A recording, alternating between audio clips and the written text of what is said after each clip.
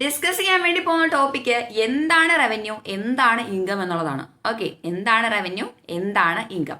Revenue ഒരു ബിസിനസിന്റെ core business ആക്ടിവിറ്റിയിൽ നിന്ന് എന്തെങ്കിലും പൈസ ലഭിക്കുകയാണെന്നുണ്ടെങ്കിൽ അതിന് നമ്മൾ പറയുന്ന പേരാണ് റവന്യൂ. ഒരു ബിസിനസിന്റെ കോർ ബിസിനസ് ആക്ടിവിറ്റിയിൽ നിന്ന് എന്തെങ്കിലും തുക നമുക്ക് ലഭിക്കുകയാണെങ്കിൽ അതിന് പറയുന്ന പേരാണ് റവന്യൂ. ഇതിനകത്ത് നോൺ ഓപ്പറേറ്റിംഗ് ലെവൽ എന്നുള്ള മണിയൊന്നും ഇതിനകത്ത് നമ്മൾ കൺസിഡർ ചെയ്യത്തില്ല.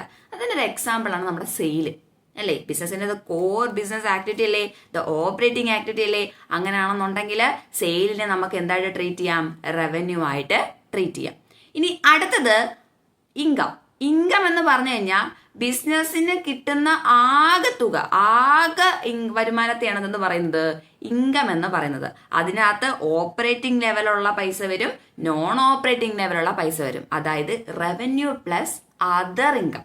അതർ ഇൻകം എന്ന് പറയുമ്പോൾ ഏതൊക്കെ വരും, നോൺ ഓപ്പറേറ്റിംഗ് ലെവലുള്ള ഇൻകംസുകൾ വരും.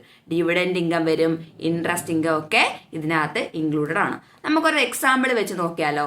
ഒരു സ്ഥാപനം 10,000 രൂപയുടെ സെയിൽ നടത്തി എന്ന് പറയുകയാണെന്നുണ്ടെങ്കിൽ ഈ 10,000 രൂപയാണ് അവിടുത്തെ എന്തെന്ന് പറയുന്നത്, റവന്യൂ എന്ന് പറയുന്നത്.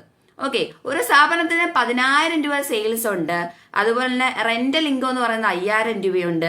കമ്മീഷൻ ഇൻട്രസ്റ്റ് ഇൻകം എന്ന് പറയുന്നത് ഒരു 5,000 രൂപയുണ്ടെന്ന് വെച്ചോ. അങ്ങനെയാണെന്നുണ്ടെങ്കിൽ അവിടുത്തെ ഇൻകം എന്ന് പറയുന്നത് 10,000 പ്ലസ് 5,000 പ്ലസ് 5,000, ദാറ്റ് മീൻസ് 20,000 രൂപ ആയിരിക്കും. 20,000 രൂപ ആയിരിക്കും.